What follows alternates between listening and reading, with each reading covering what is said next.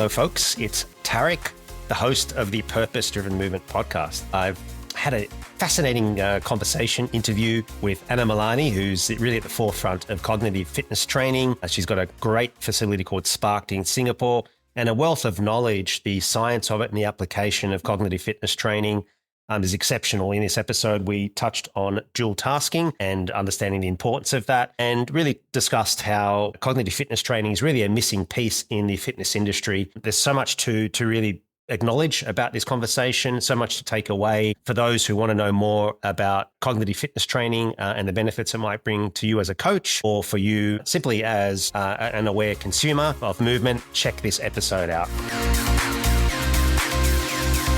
Check out the Functional Training Institute's latest offer, which is 15% off of any of our online training courses. Simply go to functionaltraininginstitute.com and input PDM15 at cart checkout. Hi, Anna. Welcome to the podcast. How are you doing today?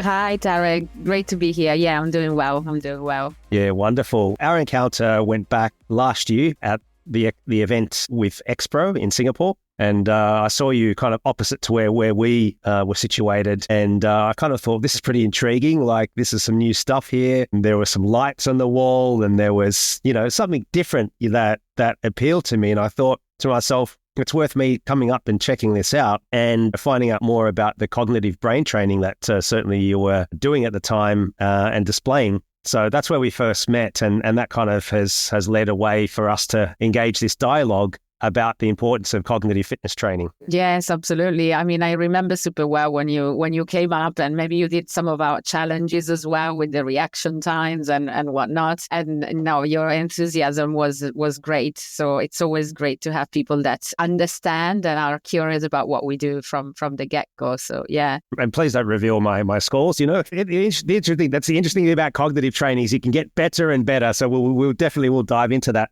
For the audience, if you can share a little bit more about your background, how you got into cognitive fitness training and where things are at today for you would be wonderful. Sure. Yeah. So, I mean, I'm a very proud personal trainer since 20 years. I love my job. I love movement. I come from a background in contemporary dance. So movement has been part of my life forever. Since birth. And so I was a trainer in London. I worked for high-end personal training studios. I then went into also Pilates. I did yoga. I always look to sort of evolve. I'm always interested in exploring different way of movement and different aspects of training. But about 5 years ago, I got really excited about neuroscience and specifically cognitive motor training, also called cognitive fitness. The reason I got excited about it because one, I have history of dementia in my family, so that really touched me. And I saw the impact it had on my family and on my granddad, first and foremost, who pretty much lost his identity, but also what it did to my grandma and my mom and so on, and all of us. So I thought, wow, that's not really a nice way of ending, to be honest. Concurrently, or a bit later, I came across studies that were showing how exercise and movement is super important on the brain. And that really opened a whole new world for me because all of a sudden, as I'm aging right now as we speak, I realized, wow, I have to keep up with my physical health. Yes, I want to look good. Yes, I want to feel good. Yes, I want to function and move well. But at the same time, I want to keep up with my cognition. And I want to keep smart and sharp, and I want to have a great life when I'm in my 70s, 80s, 90s. I don't want to end up being bedridden. I want to keep enjoying life, traveling, being with my children, dancing, as I still love to do, remembering my kids' names. So this is really what has driven me for the past 4 years in developing Sparked as a concept and really as a movement. My really real hopes and mission is for this type of training to become more democratized, more available for people, and to have more people more excited about it. Yeah, it's wonderful. And I'm reading a mission that you sent me, which is to enjoy my children and grandchildren for as long as possible by being active with them, traveling the world and dancing until the end. That's a wonderful mission, I'd say. It's brilliant that, you've been a trainer for such a long time. You've worked, with boutiques and high-end personal training, call it. But that shift 5 years ago, you shared the reasons why, which is powerful. So you had a passion and a purpose behind it. How did that sort of radically shift your philosophies around movement and exercise? Yeah, massively, to be honest. Yeah, I mean, I was about to turn 40. I had just had my 3 kids. And yeah, I felt just, wow, I don't feel as young as in my 20s. I can't keep up. I don't recover as fast. I don't have enough energy. I mean, yes, part of it was the sleepless nights with the kids, but also I just felt like things were slowing down. Yeah, maybe not cognitively as much, but I felt I was aging in a way, and we are aging. And the reality is that sort of around the age of 30, in fact, we start aging. Our musculoskeletal system starts aging. We start losing muscle mass. We start losing balancing abilities. We start losing our cardiovascular fitness. We start losing our dual tasking ability of our cognitive motor training abilities, and also our cognition. And that is very sad. But on the positive side and on the positive note is that there's so much we can do to slow down the curve of aging and in an extent even improve it. And the reason I say improve it because, yes, personally, but also with clients, I have seen cognition improve. I mean, I opened the business, 3 years ago now. I do feel sharper. Yes, at times I feel very tired, but I feel I've been able to push my cognition and in a way evolve more and more as time goes by because I've also been doing cognitive training that has helped with my neuroplasticity and my thinking skills and my attention and focus. I feel very empowered by that. So this notion of dual tasking, which is very important to cognitive fitness training, do you want to just unpack that a little bit more and what that entails and why it's important? Absolutely. So dual tasking means literally doing 2 tasks at the same time. Okay, both tasks can be measured at the same time and they can be performed independently. Now, I just want to unravel the misconception about dual tasking, multitasking with dividing your attention. So a lot of people a lot of the misconceptions before was like, multitasking is very bad for you, is very taxing on the brain. Okay, what people mean by that is that doing 2 tasks with the same stream of information, yes, that's exhausting on the brain. What I mean by that, if I'm paying attention to you right now, but I'm also scrolling my phone, which I'm not doing, by the way, that would be tiring on my brain because I'm constantly switching my attention from looking at you, having a conversation, and then scrolling my phone down. So vision and vision. But if I'm talking about doing a physical task while I'm doing a visual task, now that's cognitive motor. Yeah. So it's 2 different streams of information. So it could be audio and physical, or it could be vision and physical, for an example. It also could be vision and audio, but specifically cognitive motor is a physical and a cognitive. So what does that mean in simple terms? If you're at the gym with us, we may get you to do some strength exercise. Maybe you're doing squats, lunges, push-ups. And at the same time, maybe you're working with some simple reaction lights. You're tapping away some lights, okay? Now, I could make the task even more complex. I could all of a sudden assign a different color for a specific task. So I could say, hey, Tarek, when you see green, I want you to jump and then tap the light. When you see blue, I want you to hop on one leg. When you see red, I want you to do a push-up. Now, all of a sudden, you're having to pay way more attention. You're having to memorize the task and associate it with the action.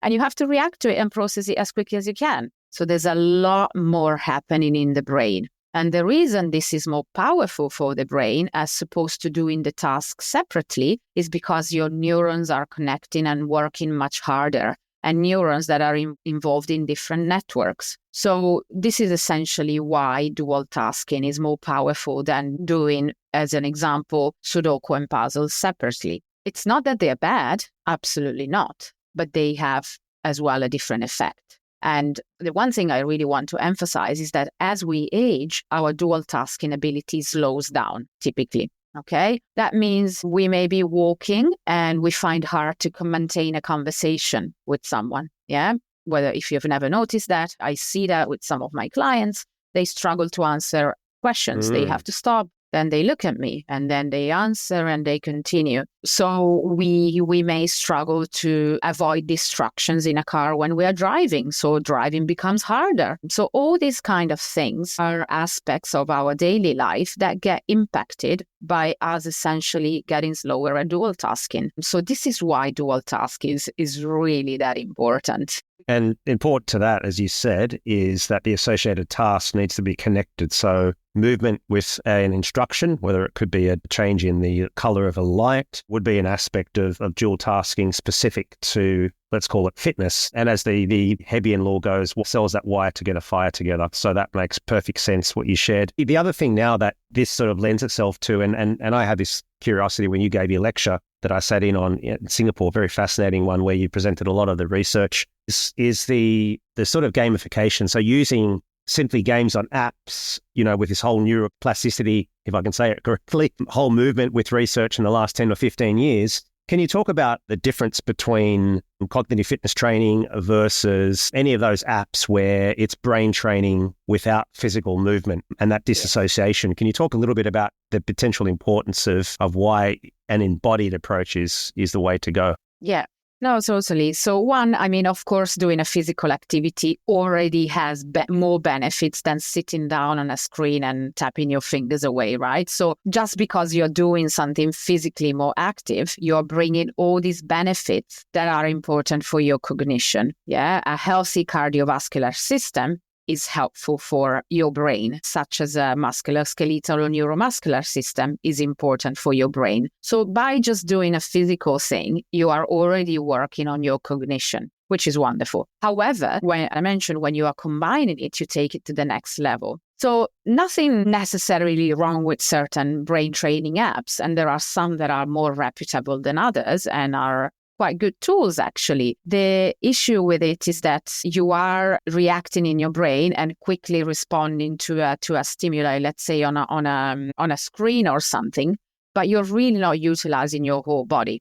So yes, you're reacting with your fingers, but you're not doing much more than that. And this is where the limit lies in a way. So, and that's where studies have shown that doing cognitive motor training is more beneficial than doing separate tasks, such as just a cognitive task, essentially.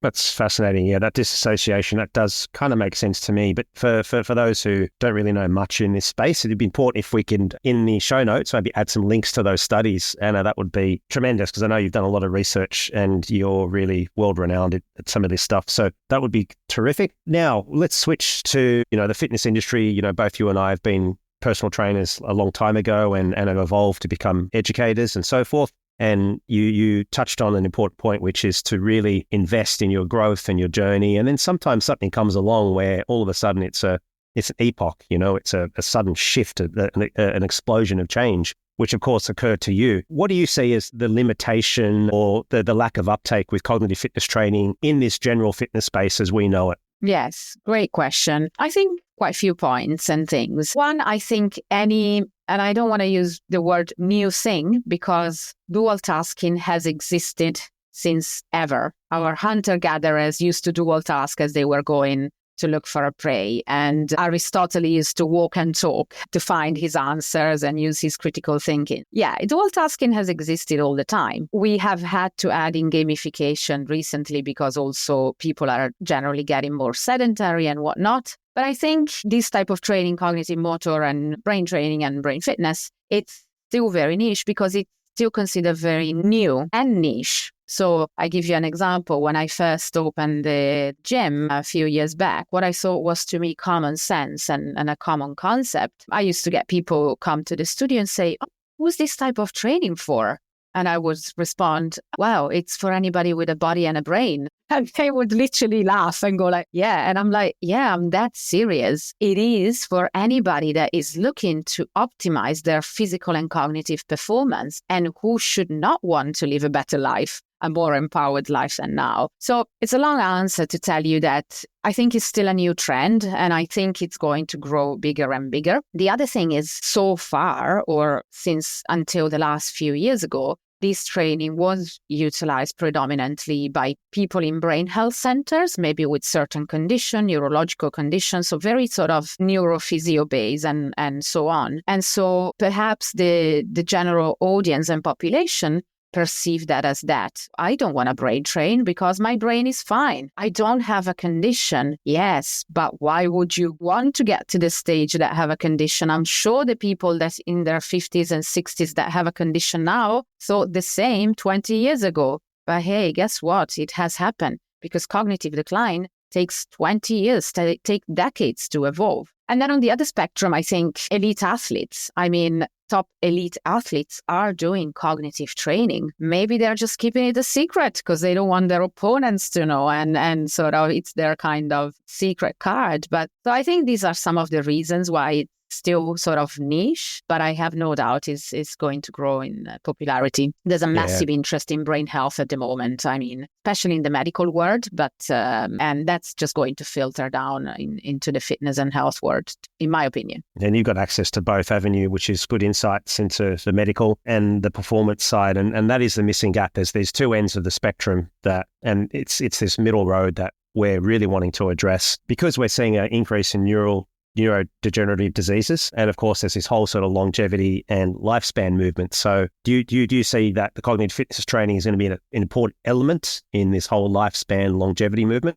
Absolutely. There's massive interest at the moment from the longevity world and perspective on brain health. It was just a massive topic at Davos last week. Cognition is the new gold. It's only going to boom. Because, yes, we're going to rely a lot on AI as we go along, but we still need to be able to utilize that in our advantage. Yeah, it's really starting to happen in the medical world, 100%. It's fascinating because on one hand, this can be treated as a preventative measure, right? Like, we want to prevent the onset of neurodegenerative diseases and the decline in such things as memory loss and so forth. But at the other spectrum, and with maybe some of the clients that you've had, have you seen those who have sort of either been suffering from a neurodegenerative disease as far as you've known, and have you seen that some of your clients have had a slow reversal in those effects through cognitive fitness training? Have you got anything sort of to add as anecdotal from your end? Yeah, I do. We see a variety of clients, some with conditions and some without conditions. We've seen improvement with people that don't even have cognition.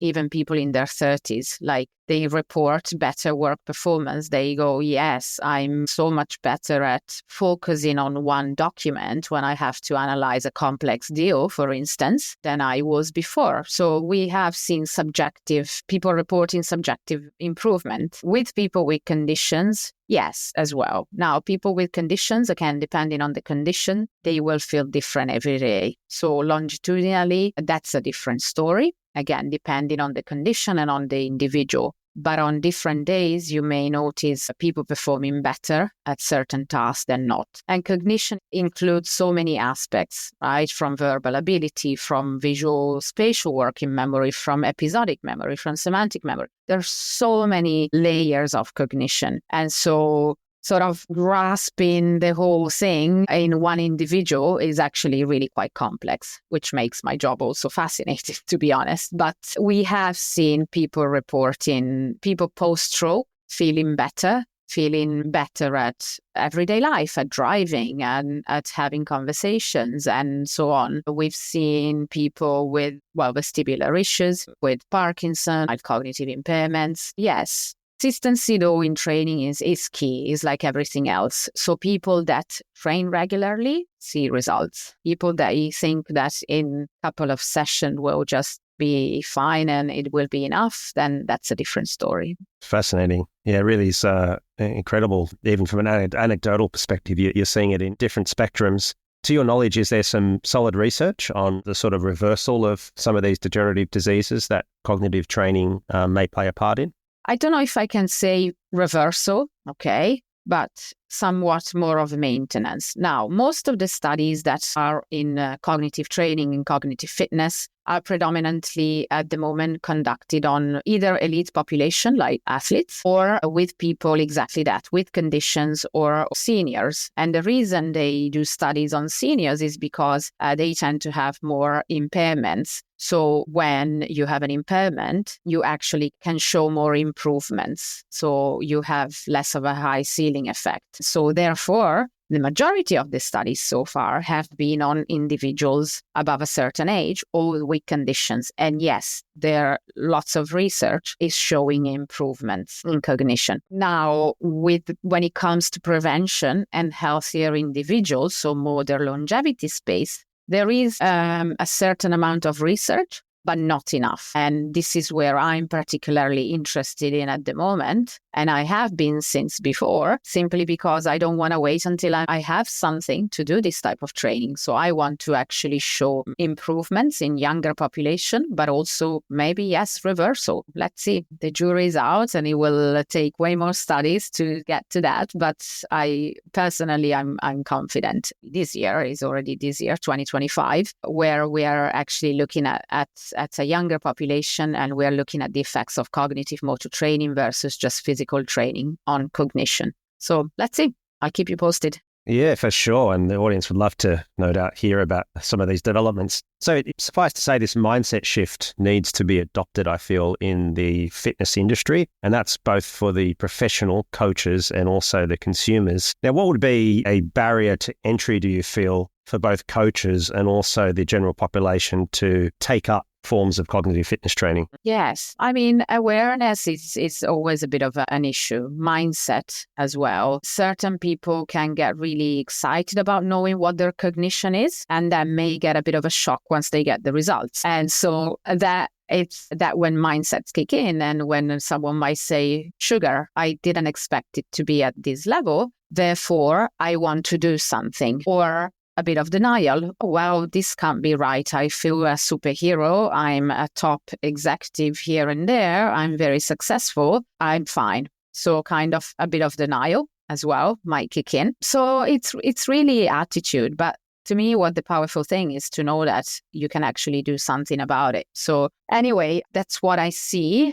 From a coaching perspective, it's a bit similar. Coaches are into their habits. They do what they're good at. People are stick to their comfort zone. It's hard to do something new. It's especially even more so as we age. We don't want to change. We're stuck to our habits. So why add extra complexity? Plus, the fitness world so far, I mean, it's changed recently. It's moving towards health a bit more, but it's still very much grounded in like, I want to look good. I want to have a six pack. I want to have muscles, and muscles are wonderful as long as they can function, as well as everything else. You may have big muscles, but not be able to walk a flight of stairs or dual task or have a smart cognition. So yeah, again, it's a big question. Takes more folk like you, to influence and encourage a different perspective, because this is a powerful tool for the toolkit of any coach. And there's going to be certainly more stuff coming out that's going to be accessible to the coach and the consumer. Now,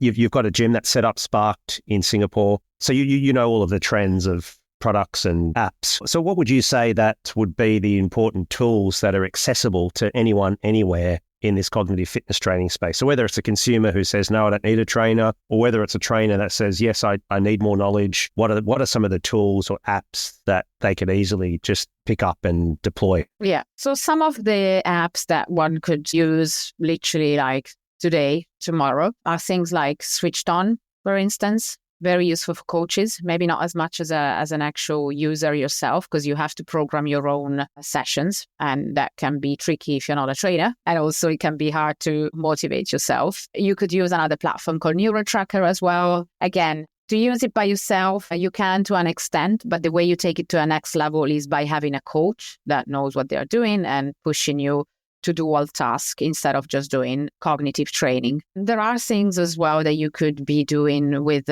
simple cones, simple colors. You could be playing with friends whereby you come up with gamified ideas. If you are extremely motivated, and having said that, I can see that becoming a bit more monotonous after a while, is you could be you could go for a run or you could go for a swim, and you could kind of do some maths in your brain, or you could think at color associations with verbal ability. So meaning to say, okay, I'm running around the street. Every time I see green, I'm going to name a vegetable or something. I mean, you can see, you can do it, but, there's only so much that people are going to be motivated to do it, including myself. And this is why I personally went and invested in more technologies because, one, I wanted to make it objective, and two, I wanted to, make it more fun. So these are some of the apps. There are lots of reaction lights out there, lots of brands that you can play with. BlazePod is a very common one, and it's also it's very good.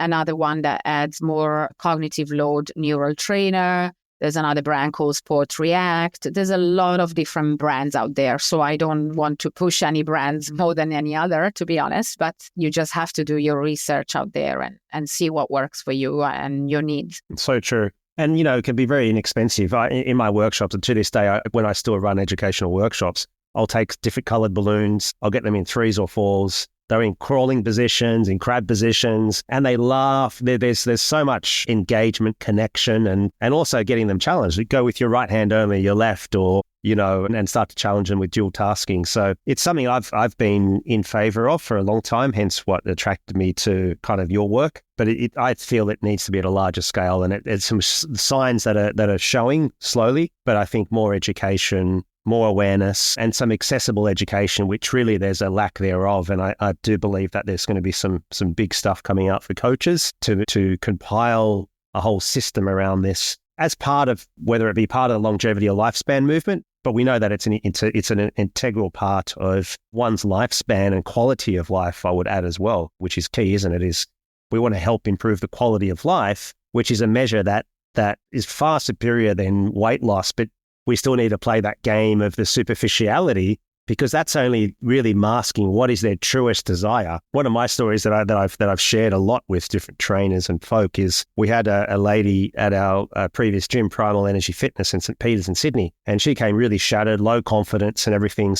After about 9 months of training with us, she left on her travels and then sent us a postcard, sent me and Ray, who are her trainers, saying that she's achieved her dream of climbing Machu Picchu. And I was like, my God, we were kind of stuck to some degree in, getting her weight down and everything. But in fact, her confidence grew, all of these things that far transcended, if you like, these superficial measures, which sometimes are the catalyst, let's say, right? We must admit they're the catalyst. But if we just hold on to them as being the only things that are important as outcomes, is false, I think. I absolutely love what you said, and I see that. And I can tell you something from our gym. For the longest time, I resisted having a body fat scale in the gym. I was like, no, come on. We can't do that. It's not about aesthetics and that. But like you say, it's a catalyst. And let's face it, body fat and muscle mass and your body composition is related to your condition. Metabolic health is related to your cognition. So why should we not? And, I myself resisted that, and I was being silly, quite frankly. And if for someone to feel good about themselves, they need to hop on the scale, then why not? Absolutely. And I see that with the clients. They hop on a scale and they're like, wow, I need to do something about it. I'm thinking, yes, because that's going to improve your brain health. But whatever makes the trick is absolutely fine. They go so hand in hand. And the more you improve your cognition, the more you're going to be able to do better decision making, would also allow you to stick to habits. I mean, I know I'm taking the topic a bit further out, but I totally agree with you. Well, not really. You do really make a point about, that you're trying to disagree. I meant more about the habit looping. It's very important because that executive functioning side of the brain, the prefrontal cortex and so forth, there's decision making. It does have a direct impact. Therefore, our decisions are going to be a lot more aligned, perhaps, with our values. And it's not going to be an unconscious decision where once again you made that choice because you're in this vicious